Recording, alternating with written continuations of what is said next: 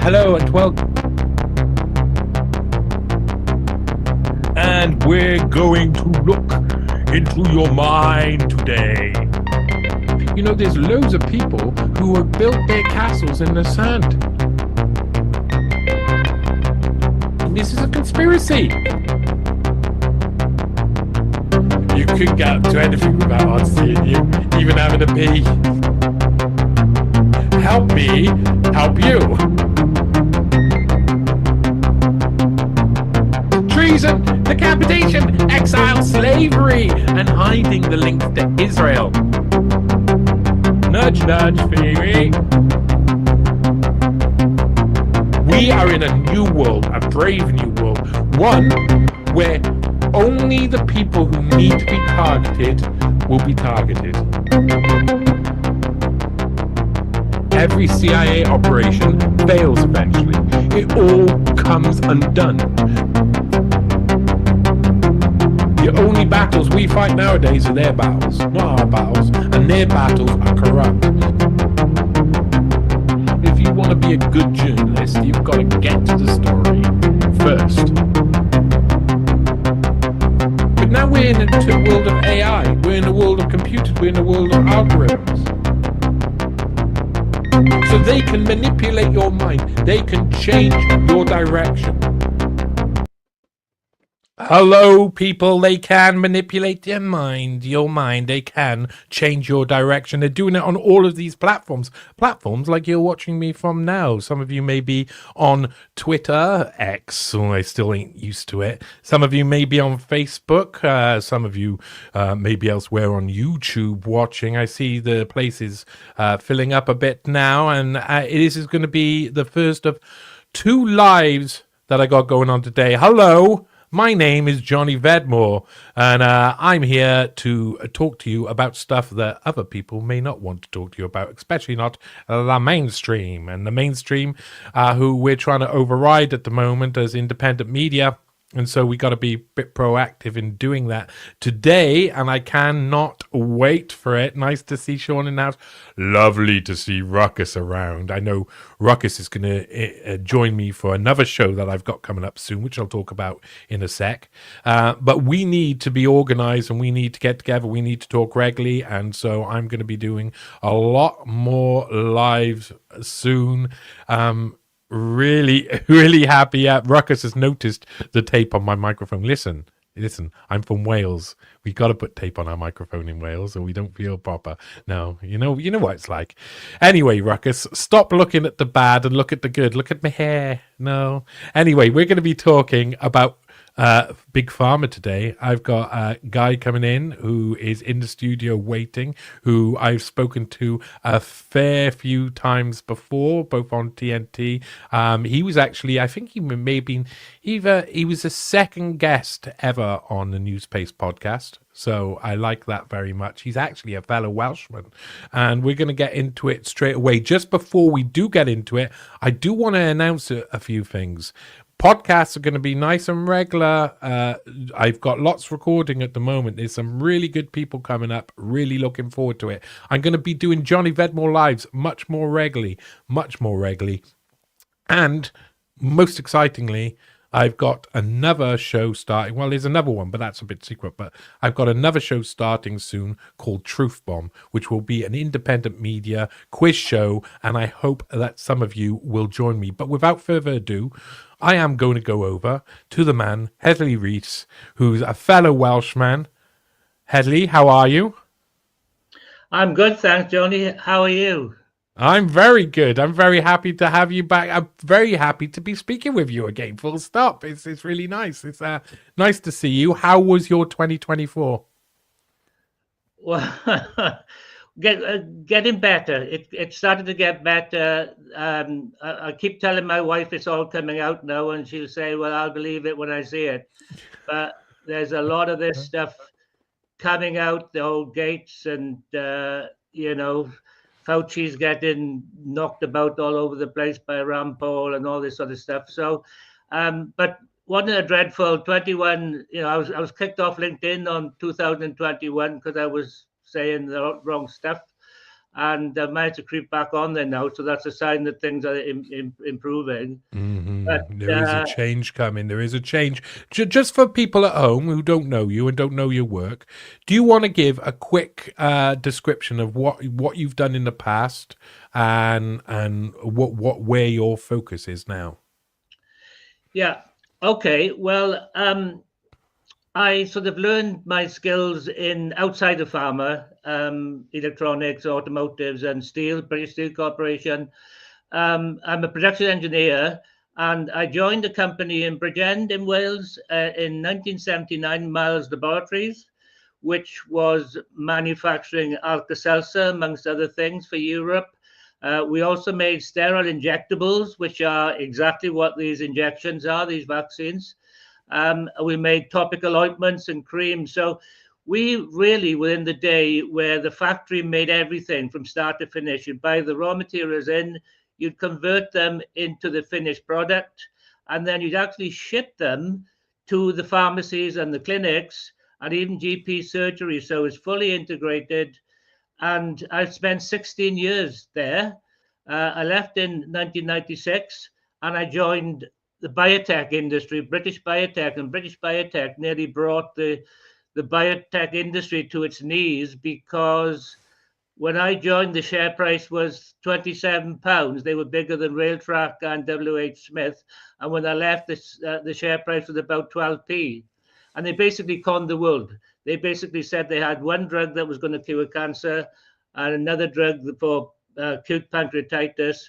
They had no evidence they worked, yet they were sending out press releases to say that these drugs were working.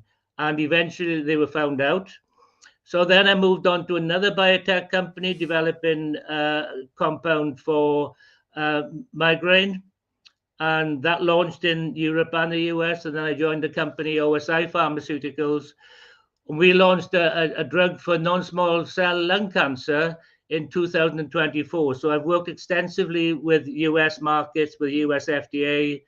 I've written one book for Wiley in 2011, which sold in 35 countries, titled Supply Chain Management in the Drug Industry, Delivering Patient Value for Pharmaceuticals and Biologics. And that's a 450-page textbook on how you develop drugs. So I know drug development inside out, because to build a supply chain, you actually do it in the development process. So I'm an expert in drug development. And that's why they had to kick you off LinkedIn in 2021, I take it.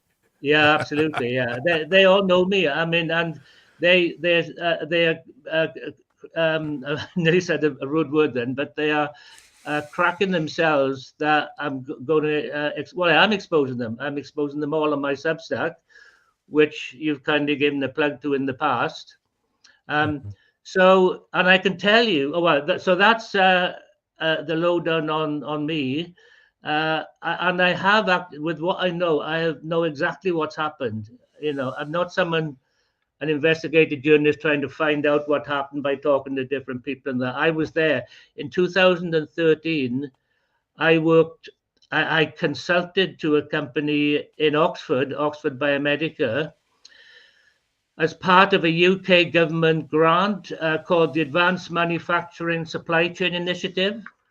Now, the Office for Life Sciences contacted me and said, look, there have been 2 rounds of this funding call, and no pharmaceutical company, no life science company has been successful, because basically they're thinking like scientists, not production engineers. They're not thinking supply chain mindset. So they said, if we pay you 4 days consultancy, will you go along to the launch meeting in London?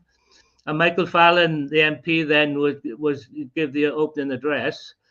And I was sitting on a table of about 8 people, and someone on the table said something about biotech, although he was there to do with low carbon vehicles.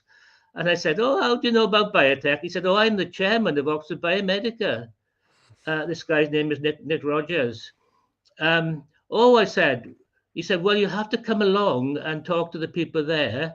And to cut a long tale short, they signed me. I had a consultancy agreement with them, and I spent 2 days a week for 6 months, going back and forth there, looking at their site, their plant, their processes, and I sort of introduced to them the advanced way of running supply chains, which is to engage with your NHS, with the end users, and build a value chain, value stream that delivers on the end user needs, etc., etc. I would call it a production system approach. And that, because it was a very novel, advanced bid, Oxford Biomedica had a £7.1 million grant award, and but they spent it on things other than the grant the bid was about. They bought toys for boys. They bought bioreactors. They ignored the advanced part of it, which you sort of knew it was going to happen because they were still scientists at the end of the day. I don't knock scientists because science is important, but without translational skills in making anything of engineering, you're not going to get anything to market. So anyway, just after that, I was invited to a meeting in London at the Biz headquarters. The Biz, it was forget his name. It was the coalition government anyway, and I was part of a meeting that set up the Medicines Manufacturing Industry Partnership. Now, that was a government, it's part of the Association for the British Pharmaceutical Industry, and the MMIP were going to be charged with building UK life sciences so that they were best in the world.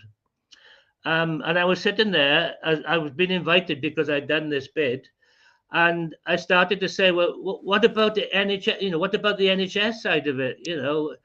And I was sort of shouted down, and I sat in the rest of the meeting thinking, this medicine men, they don't know the first thing about supply chains or developing drugs or anything. And yet the guy from Pfizer, Tommy Dolan, he was the first head of it.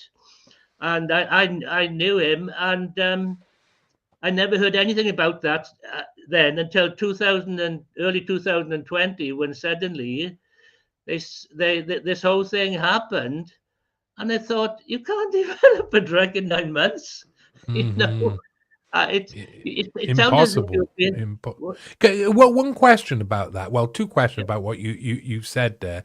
Is that two things that you've seen regularly throughout your time in the pharmaceutical industry, where you've seen that pharmaceutical companies first overpromise what they can deliver, and then once they get funding, they spend all their money on boy toys? Well, that's part of it.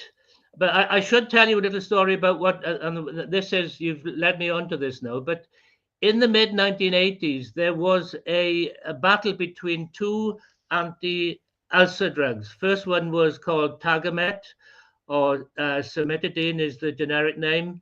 And that took 12 years to develop. And the head of the program, Sir James Black, he had the Nobel Prize for it. It was a classic development program.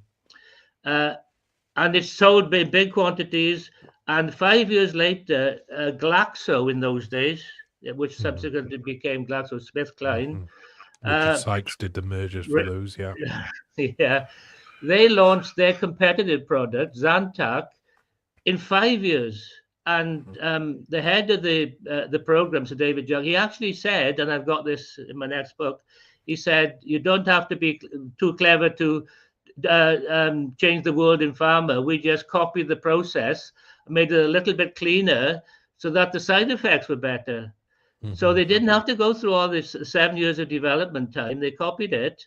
And so does it actually benefit them to make errors in drugs in the first place so that they can make them better by cleaning them up and look like they're getting better and better all the time? Well, this was the first time this had ever happened, because you cannot copy another company's product when they've done all the development. And in those days, it was the process. This will become clear as I go on. It was the process that was patented, or the Americans call it patented. And they get me to say that, but I'm going to say patented because I'm Welsh. The Americans are wrong. I bet loads of them are listening now. Go on, shake up your fists if you want. Like, share, subscribe, and shake your fists. Yeah. So, you can't just copy an already patented process that's a bit different, but has the same clinical effect. The fact that it was cleaner meant they could target with GPs, they could target the slightly less troublesome side effects. And suddenly, within 3 or 4 years, Zantac was outselling Tagamet 3-1. They both became blockbusters. They both were billion-dollar sellers, and that was the beginning of the blockbuster era. And the whole of the big pharma companies, they all adopted the same strategy. They outsourced their physical assets of manufacturing and drug development and warehousing, just kept the discovery research, which effectively is patented molecules, and sales and marketing. So the really difficult hard bit in the middle, they sold off, and they were bought up by contract development and manufacturing organizations and contract research organizations and the wholesalers. So now Big Pharma is in deep trouble because it hasn't got what it needs to bring drugs to market. And these contractors, they are major, their legal departments are probably bigger than Big Pharma's legal departments. So, they only promise if anything goes wrong, any mistake, they'll give you your money back on the product that they went down. You could have killed 1 million people, but you still only got your money back. So here we have Big Pharma now in the position where it can't develop drugs. And in the mid-2000s, they started merger and acquisition to try and pretend that nothing was happening. So Glaxo took over Wellcome, and then SmithKline Beecham. You'll be very familiar with Wellcome. Yeah. Good way we become GlaxoSmithKline. The Wellcome PLC become it's the second now biggest non-profit pharmaceutical company in the world. Wellcome Trust and of course Beecham come their own with their own SmithKline Beecham split. Yeah, but it didn't solve the problem. That they didn't, this was to divert investors' attention, in my opinion, so that the merger and acquisition actually, investors thought, oh yeah, if so and so buys so and so, that's a good thing. But no, because the supply chain then became so complex. They had to try and put the supply chains together. No one knew what was happening. It was all done by the contractors, but not them. So we ended up with a spaghetti supply chain. And you talk to the people who know in the industry, people don't have a clue what's happening. They just. Do you think that's part of the reason that it was done, though? Because as I was saying, it was Richard Sykes who oversaw the mergers of Glaxo with to become GlaxoSmithKline, Beecham's, and the Wellcome Trust, and these entities come out of it at the end. It seemed like he was merging a load of different organizations that could then be controlled in different ways. But then the point was to control the medical literature that come out as well.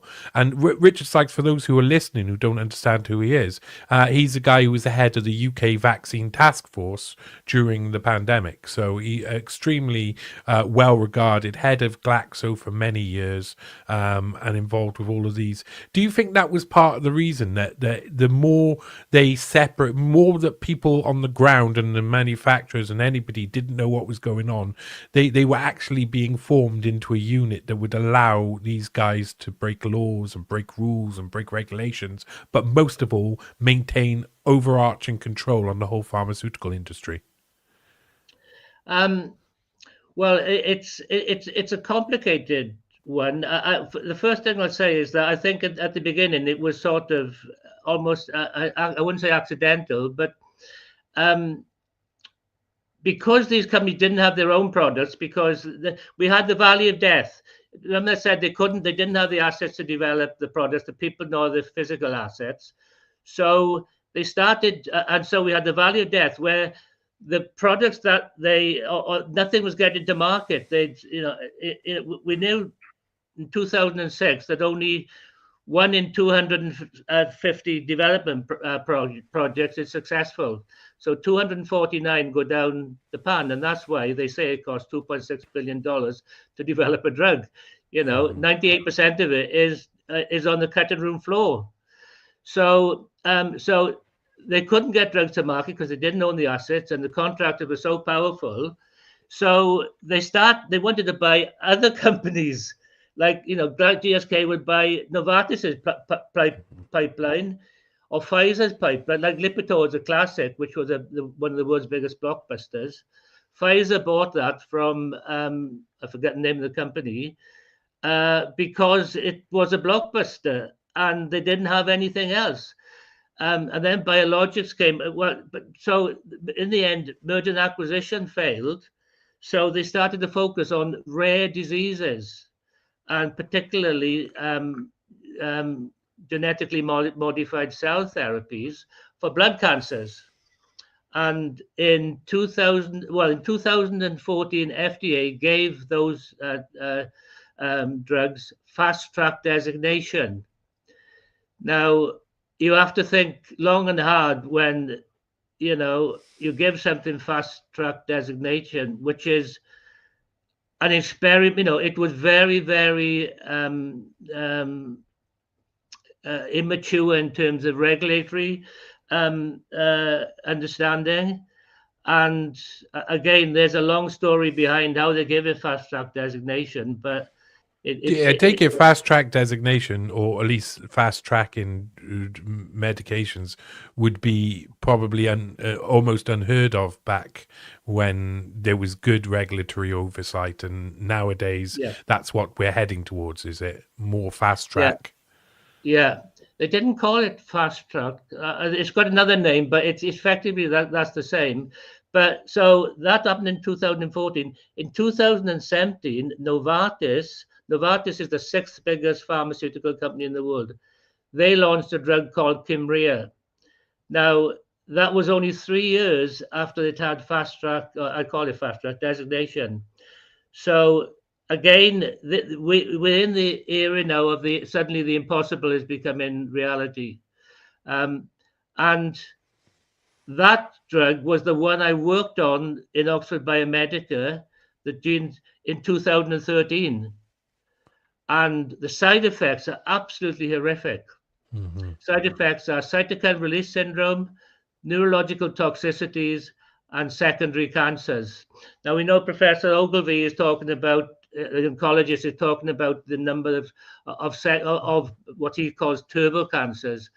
But there's growing evidence that because what I'm going to say is those drugs were failing because they were $400,000 for one treatment, some more than that. They had these horrible side effects. FDA put a black box warning on them. So effectively, they were never going to sell. So they rebranded those drugs as vaccines. Simple as that. And that's how the supply chain pipeline was full.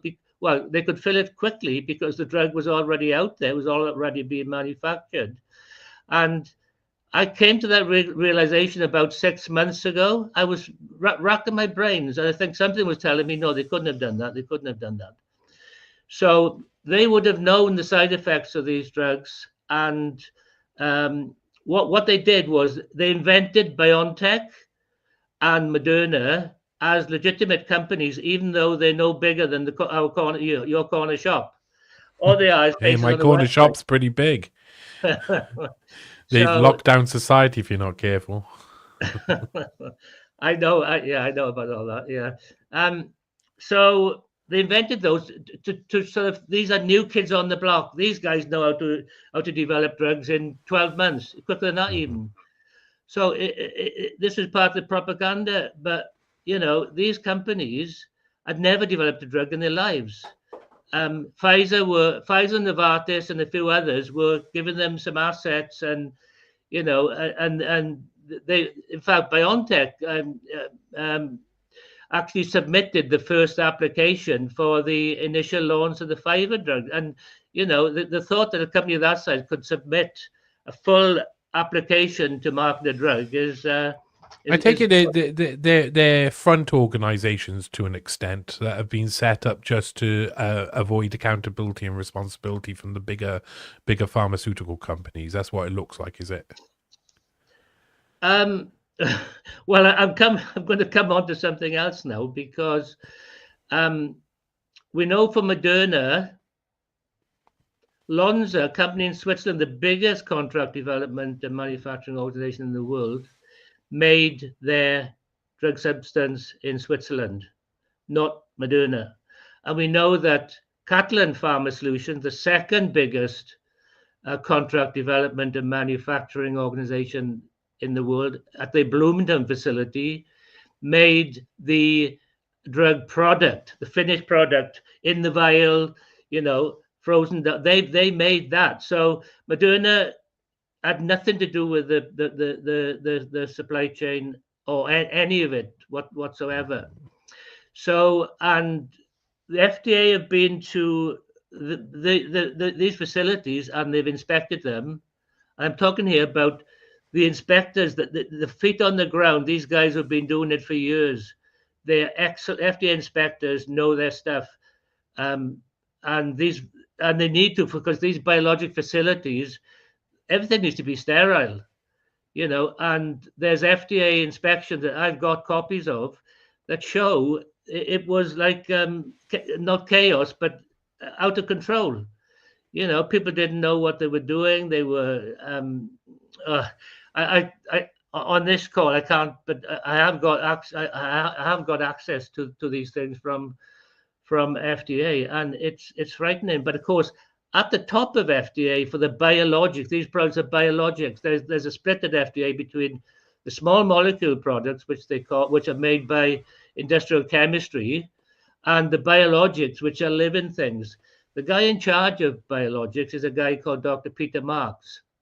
Mm-hmm. Now, he's been there about 3 or 4 years, and even his staff now don't agree with some of the products he's approving. And he's been parachuted. Before the current, the latest 2 commissioners at FDA, Hahn and Robert Califf, Scott Gottlieb was head. So he must have been setting all this up, because he moved to the Pfizer board, as you know, and so this was being set up.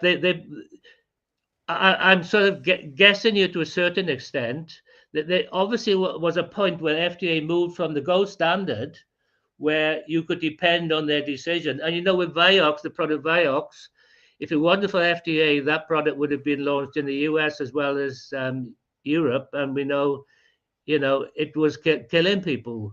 And Merck tried to cover that up.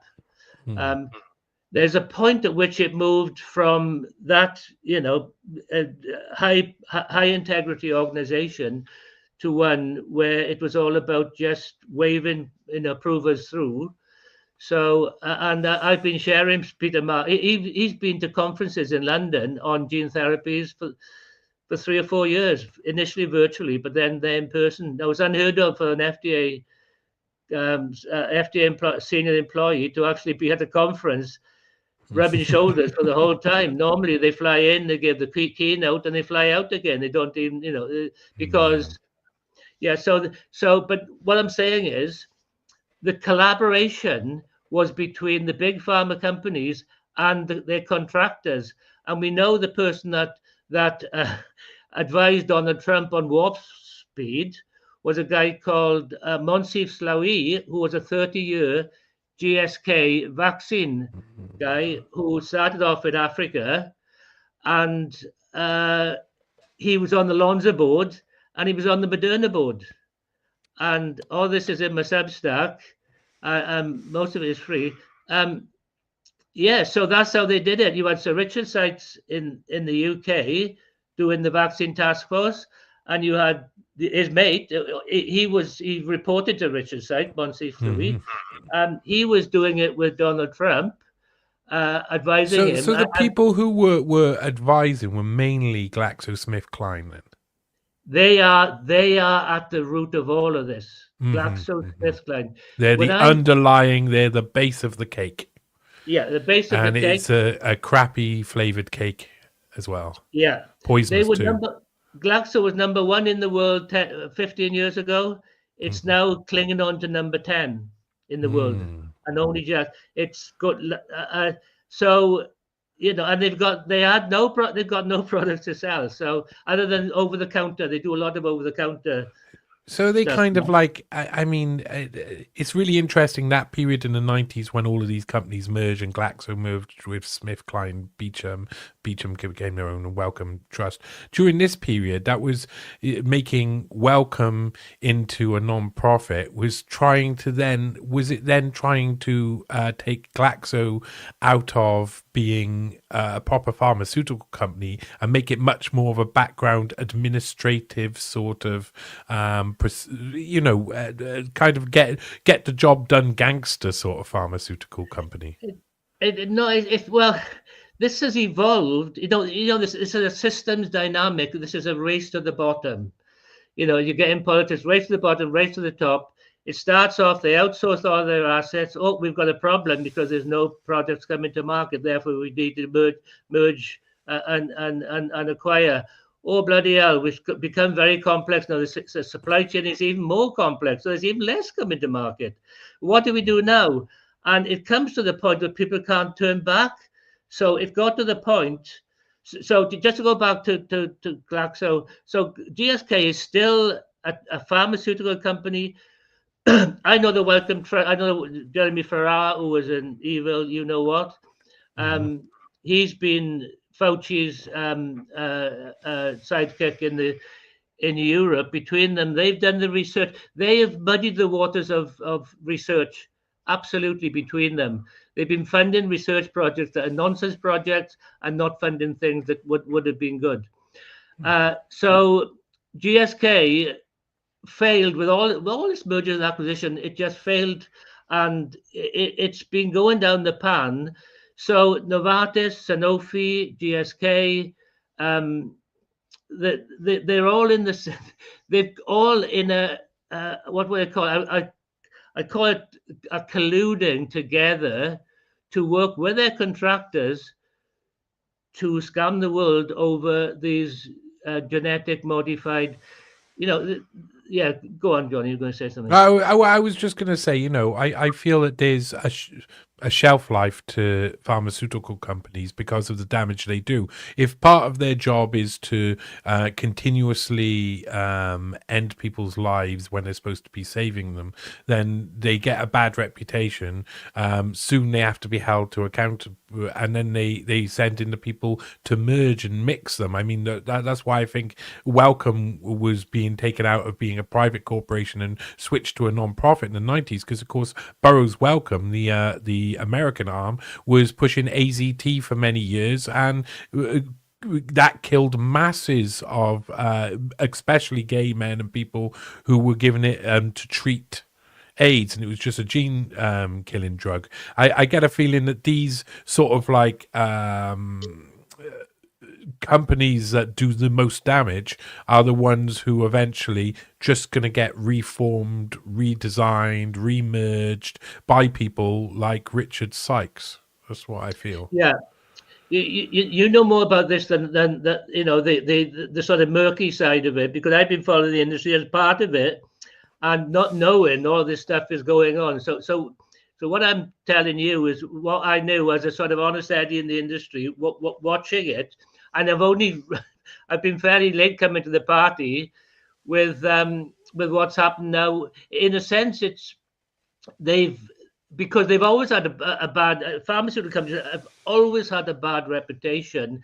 And that's what's so puzzling about why people trusted this whole vaccine thing when you had the Vioxx scandal. We've had loads of scandals. So someone said I feel outnumbered by one. Yeah. That's records for sure. He's right too. Yeah, but so this is a card. I would say it's about a cartel, really. What we've got now, these companies are working together to stitch up the whole market and colluding with it. Because the thing is, because they've outsourced anything, big pharma companies have to pay everyone for the work they do. So all the contractors won't get paid unless big pharma makes a lot of money. The wholesalers won't get paid unless big pharma makes a lot of money. The third-party logistics providers won't get paid unless big pharma makes a lot of money. So they all had a vested interest in making sure that big pharma doesn't go down the pan, because and companies who are developing drugs, because they outsourced drug development as well. So these small companies that were doing licensing deals with big pharma, they wouldn't have got their money if big pharma couldn't afford to pay them. So that's part of the dynamic, and there's no industry like that who just pays money to people to do the work for them. I'm really interested by this. I talked to someone who we can talk about a little bit later if you want to. I talked to someone who told me that the main reason, I think this is quite right, the main reason why we see all of these changes happening and why we've seen what's happened over the past 5 years happen is because the old school way of making drugs and designing drugs of the past has kind of come to the end of what it can do. That the pharmaceutical industry had kind of worked out all of the different compounds that were available, had tested the majority of them to work out what they can do, and had run out of ideas. And so they're looking for new techniques, and that's why mRNA was kind of like being pushed upon the world, because the technology itself is changing, and that's left them in disarray. Is there any truth to that? Again, they went for mRNA because this all comes back again to the fact that they've lost their ability to develop even the simple small molecule drugs. 99% of drugs now are generic, out of patent. So a big pharma is not making any money out of that. They haven't got to sell those. All they had as a market in the last 10 years is these gene therapies. And so what's the best way? I don't know the best way to explain it. So this, again, this is a system effect. They've outsourced all their facilities. They've outsourced the products that they did have patents that expired. Now, if they'd have hung on to those, they could have still gone on making money, but not the luscious return on investments that we're making with the patented molecules. But they still could have made a good living because the generics companies still made a good living. But they just let them go and let the generics companies pick them up. So they've been trying to act like a normal company that develops products and brings them to market, when actually they haven't got the capability of doing it. So I think some people are sort of complicating what's been going on. It's a very simple thing. If you if you have not got the skills to bring products to market, say this is say Fords or Mercedes or BMW, whoever, sold off all their production plants, and they sold off. They had no links with their what they call them, the companies that sell the the guys you see who the showrooms and that. No links with those. No links with the regulators, no links with anyone other than they're paying people to do it for them. Now, would you be comfortable with that if you had a shares in a car company where it relies on a completely separate infrastructure that it has no control over? And they've got no control. That's it. Yeah, you hit the nail on the head there. They've got no control whatsoever. The regulations hold each pharma company responsible for the entire supply chain, Like Pfizer should have been on top of that supply chain, and so should have AstraZeneca. Um, they that's why this whole thing about the PrEP Act and the military, that's a load of nonsense. That's propaganda. That was invented in the US. I don't know by who, but yeah, the regulations apply in Europe. They are European directives. Good manufacturing practice and good distribution practice are legal instruments. They are directives. In the US, FDA has the CFR Title 21. They've got their own title in the Code of Federal Regulations, which are laws, and they haven't been repealed. So what this PrEP Act, you can't suddenly come up with an act that repeals laws. At least you're supposed to know about it. So, and the good manufacturing practice that should have been, and the way you develop a drug is also in the 20. So, the stages you go through, the non-clinical stage, the clinical stage, and then applying, all those still apply, and they were all ignored. So this. So, these drugs were always going to kill people, because the reason why the regulations were there, because drugs have killed people in the past, because they weren't properly manufactured and developed. So, so you hit the nail on the head there, and I hope and keep asking me questions. Well, one of the person who actually told me what I said before, where a lot of these the standard way of creating drugs had come to an end. The person who told me that was Mike Eden, who was who had worked back in Pfizer back in 2004, 3, 2, around there, I think, and he had that experience. But there's a lot of people who say a lot of different things on the independent media.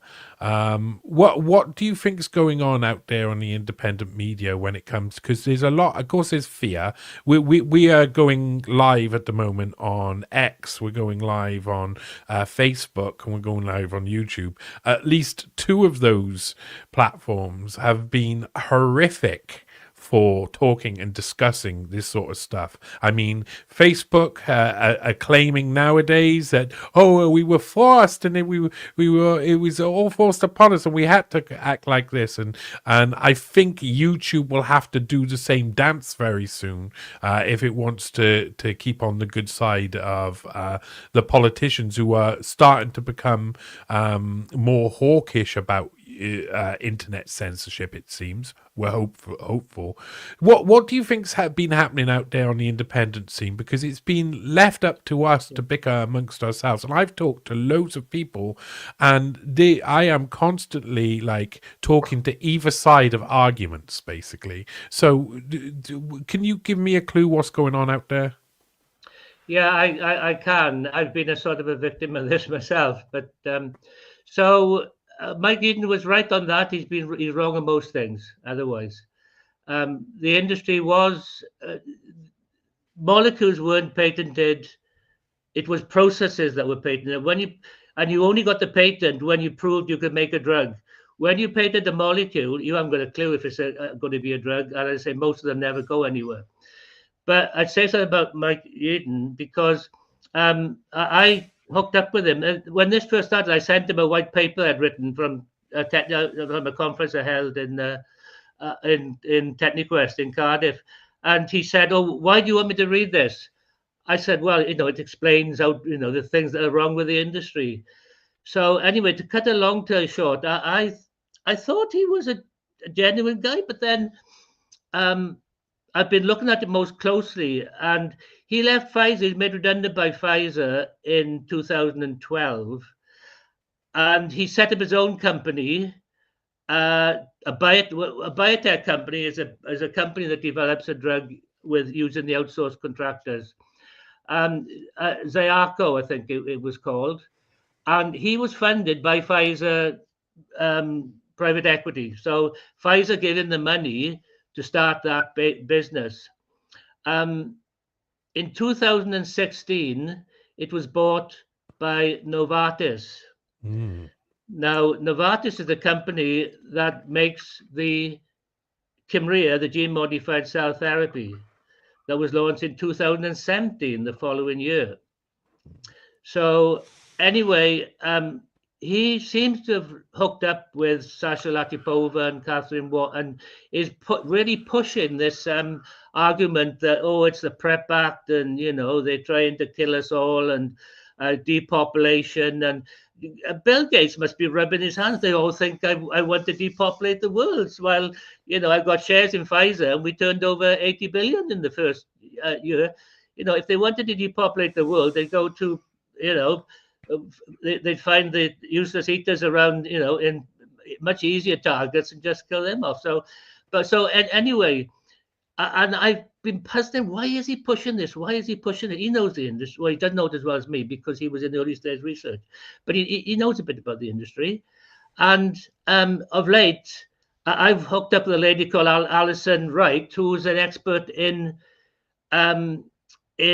Company's House. And she is. That's actually on my road, just down the road from me. Oh yeah, of course it is. Yeah. The world's in Cardiff, isn't it? Basically, yeah, it's literally 600 yards away. Good gosh.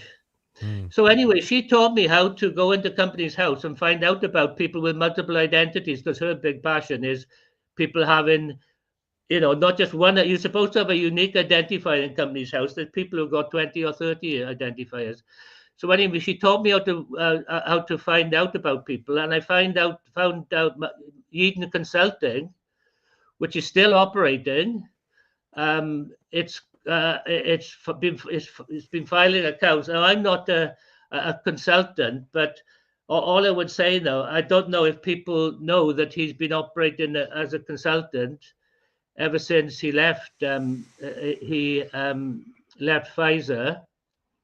So, but anyway, we know then that, on the Company's House investigation, I looked up Big Pharma Limited, and it's a live company, and it's most of the directors have resigned, but the three left are the most senior executives in Novartis, UK, and Ireland.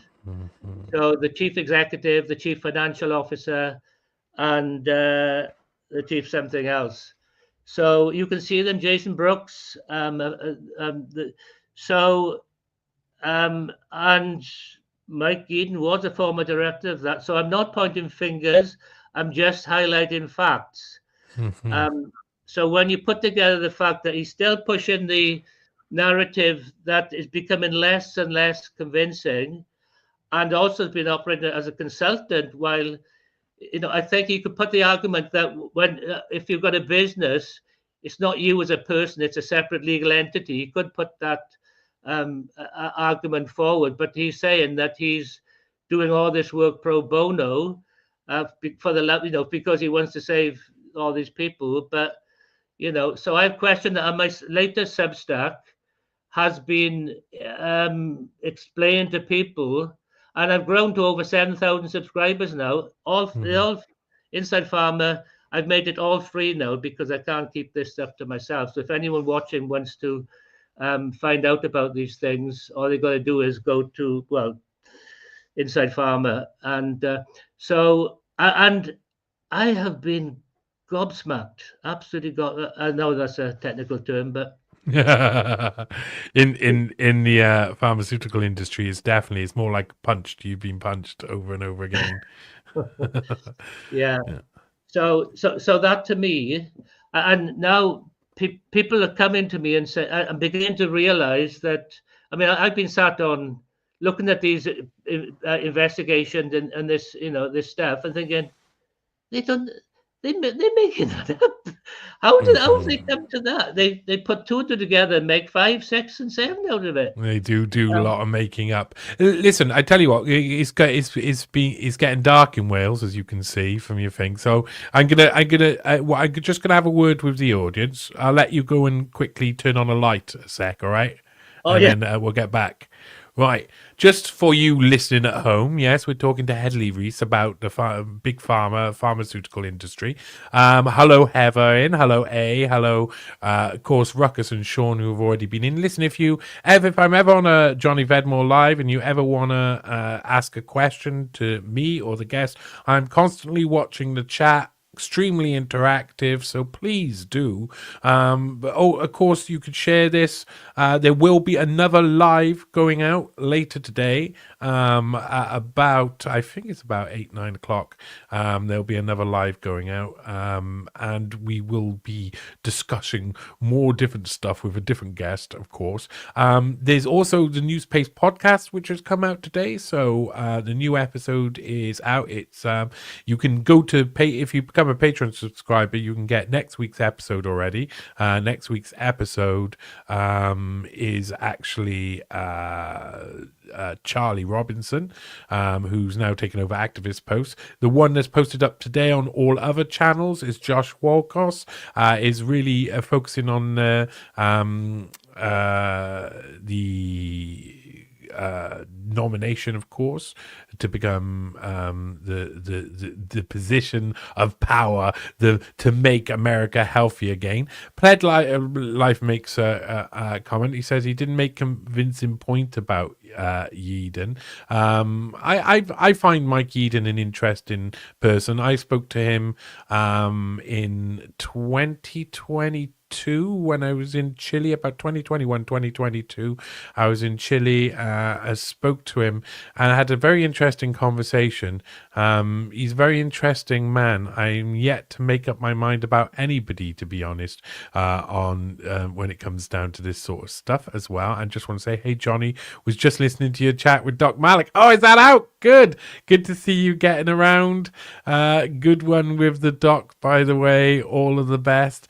Tassie Kent, thank you very much. So that's that there. Thank you very much for watching. Hey, that I love doing. I got to go down to be with Doc Malik and do a in studio interview with him. It was so much fun. Really enjoyed it. Go check it out as well. Loads more coming, including, I'll remind people again, including Truth Bomb. Truth Bomb is an independent media quiz show which is coming soon to screen near you, and it's going to be special. Now I'm going to get back to Hedley Rees, the man who inside farmers he's known, Hedley. So do you want to respond to one of the points? Because Pleb Life up top said you didn't make a convincing point about Yeadon, he says, which it's hard because a lot of the time we're being nuanced in what we're saying. I think you were fairly honest and not too vicious in what you said about Mike Yeadon there. But what would be if you wanted to respond to Pleb Life, what would you say? Well, first thing to say is that Mike Yeadon introduced me to Dr. Lee Vliet in a Truth for Health Foundation 3 years ago. And I was doing you were interviewed a couple of times on it. I was doing very, very forthright on Richard Sykes and these sorts of it, and he never picked up on any of the things. He was still wedded to the sort of like depopulation. And I get a lot of stick off people when I say it's not a depopulation agenda, because they all jump at me and say, oh, of course it is. Yeah, they want to kill us all. Well, that's a hopeless, if you believe that, you've got no hope. But if you believe this was all done by real people with a real purpose to make a lot of money, then you could do something about that. So agreed. I'll go on. Say your next point. Well, so I've sort of been on email exchanges with Mike many times, and it's only in the last, very recently that this has come to light, this information in Companies House. But you'd have to see the information to really understand, because you could see the accounts, the filing of accounts, and the amount of money in the bank and all those sorts of things. But I'm not going to sort of look. I'm quite happy, whoever it is, to sort of, you know, well, I don't know. I find it very difficult. It's easier now, but I found it all along for the last 4 years very difficult to convince anyone other than the fact that this is the Prep Act and all that sort of. And I say that's a conspiracy theory. Well, I'm kind of like, because I write a lot and do a lot of research about, you know, the history of things like the Club of Rome and the rise of like the Malthusians who are really they do exist, and they are present, and it is, you know, Fabians are very much been in charge of the world for a very long time. Even most of our favorite literature was written by Fabians, and been doing a lot of research on there from everything from the start, from the creation of MI6 onwards, have all been Fabian projects. Most of the politicians who have had some of the politicians in Britain who've had significant roles in what would not be good for population, a rise in population, have been Fabians. And there is the knowledge that there is a gentle cutting or culling of the population through policy, and we can see that the birth rates are reducing. I don't see like things like maybe the recent COVID rollouts and the mRNA stuff as necessarily being the last stage in a Malthusian effort to kill everybody, because that would seem a little bit peculiar to me. They wouldn't do it first time. They would get you used to it, and they would have you injected all the time. And if there was a point of where they wanted to cull the population, and it wasn't slow, it was going to be in one big swoop, then it would be after they've done a lot of testing and on people and experimentation on people. And that's what we're seeing happening. So I don't think we're right at it now. I think that this is all part of a larger agenda that's a lot slower paced than many people think. Would you think that's a fair analysis? Well, yeah, it depends when you talk about motive. But I'll tell you something again, that in the UK, it's cancer's everything. They are running studies in NHS Wales is all on top of this drug for some rare cancer condition.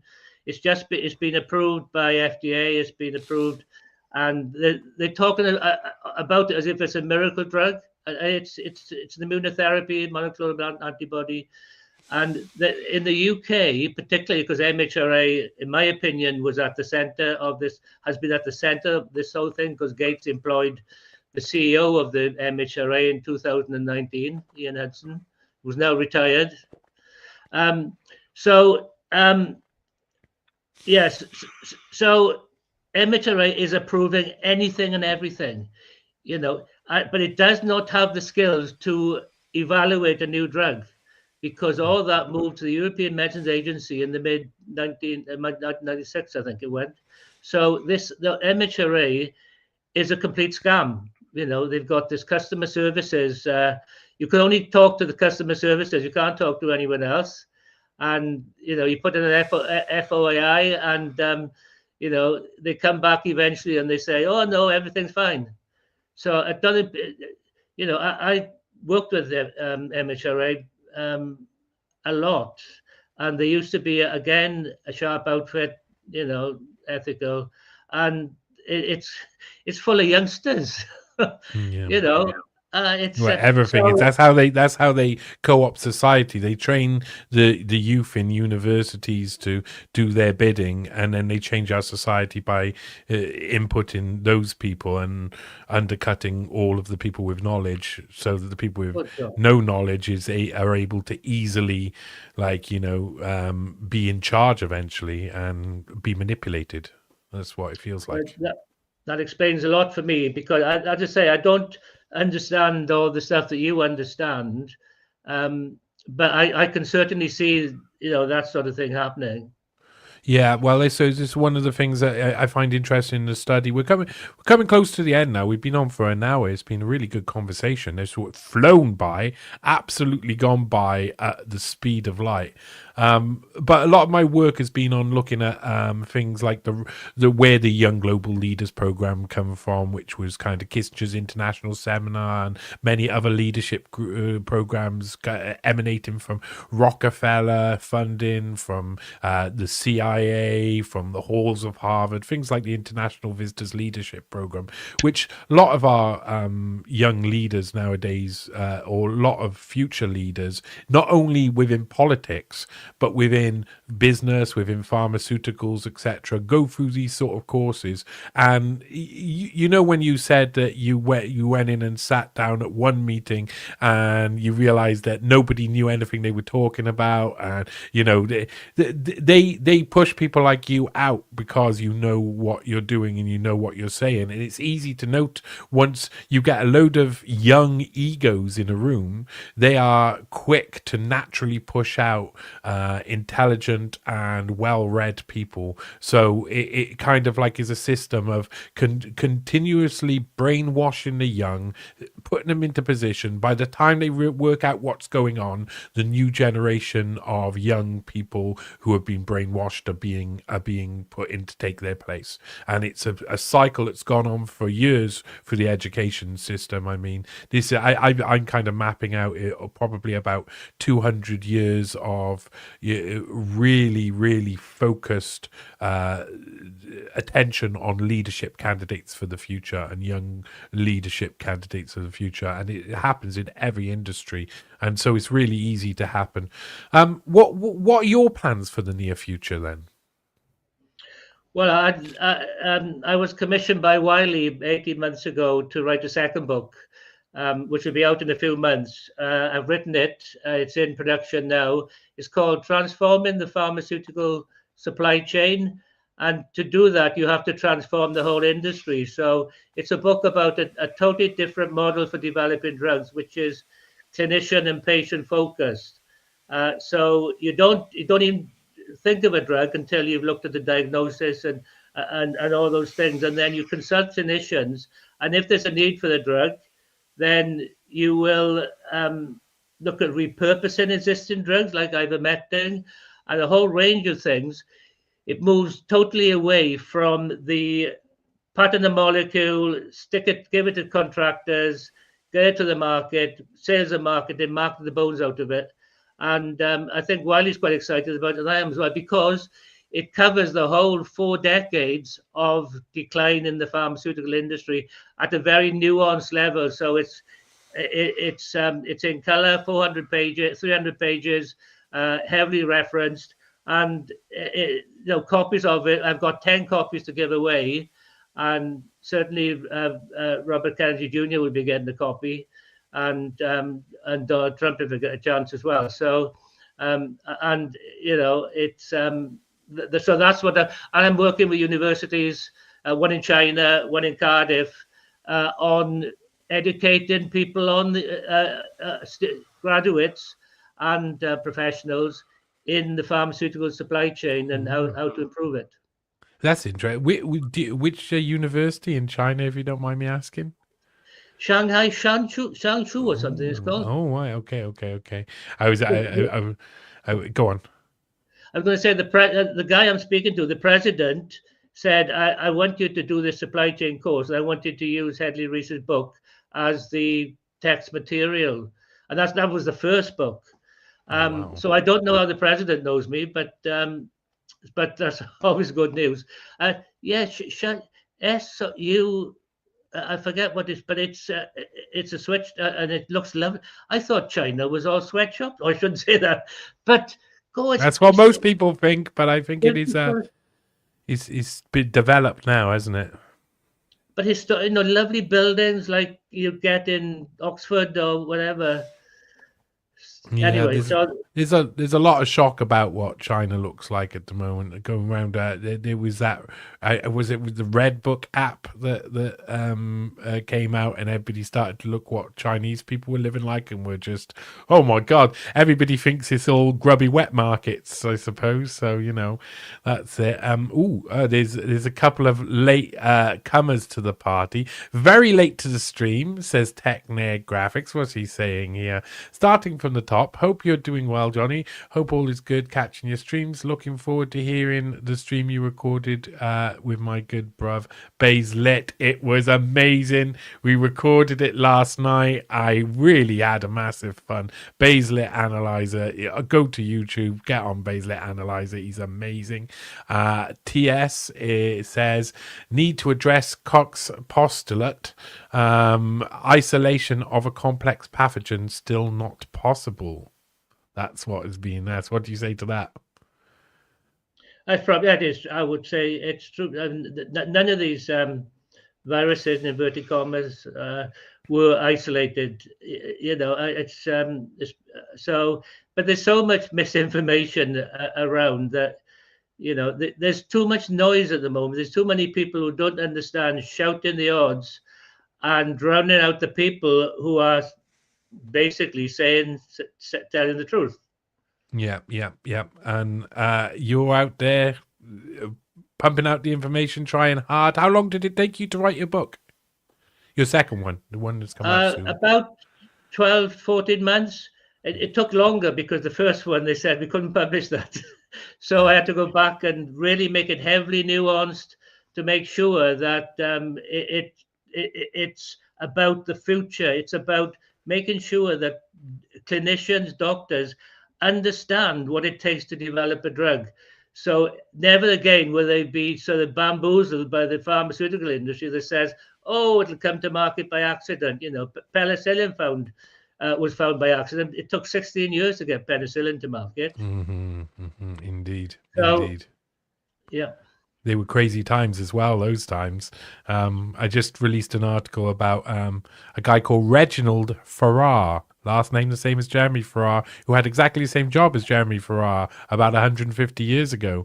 And I've been investigating Victorian vaccination processes and the development of vaccines during that time. It's extremely interesting. If anybody wants to go read that, you can. Hedley, where can people read your work? Where's best to find you? My Substack is best. It's the Substack is called Inside Pharma. I think it's www.hedleyrees.substack.com. Yeah, and that's Rees, R-E-E-S, yeah? Yeah. Oh, not the English way, no. Not the English way. Sorry, guys, but we don't do things the English way around here. We're Welshmen. Hey, it's been great to catch up with you, my friend. This must be our fifth discussion, I don't know, and I hope there's many more to come. When you've released your book, tell me. I'm sure that we'll be able to do a bit of a look through it and a rundown, and I'll be happy to keep up with whatever you're doing. Thank you for coming on, my friend. You're welcome, Johnny, and it's fantastic to speak to you again. You take care, mate. Yeah, take care. Right, my friends, thank you all for turning up. There's loads going on at the moment. Like I said, there's a new Newspace podcast out today with Josh Walcott. It's a really good one. I mean, me and Josh, we get on really well. We've done a few X Spaces together as well when we do Ministry of Proof, which we still want to do some more Ministry of Proof, I'm sure, at some point.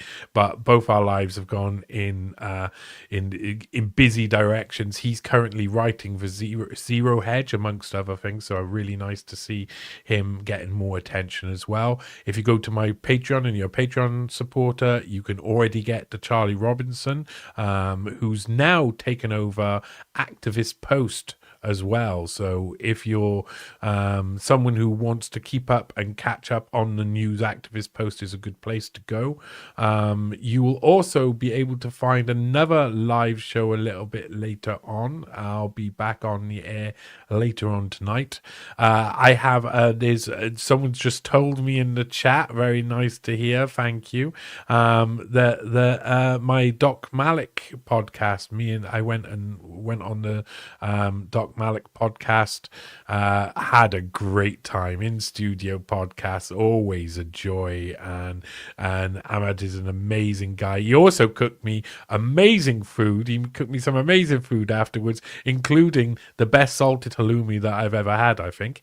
There is a surprise coming in the works. There is something coming out in the next couple of weeks, which I don't think anybody's really expecting, but that should see me be on air a lot more, as well as the New Space podcast, as well as Johnny Vedmore Live, as well as that, as well as the articles coming out, which go check out A Tale of Two Farrars that you can find on newspace.com. That's the place where you can regularly find me. The Tale of Two Farrars is the story of Jeremy Farrar and a man named Reginald Farrar, who did exactly the same job as Jeremy Farrar, and I think are related. You'll find out more about that in the second part of that piece. The first part is already extremely interesting and will give you amazing insight to the birth of vaccine technology as well. I think it's a massively important study to have. You don't only want to look at what happened in the recent pandemic, you want to go back to a pandemic 115 years ago, 116 years ago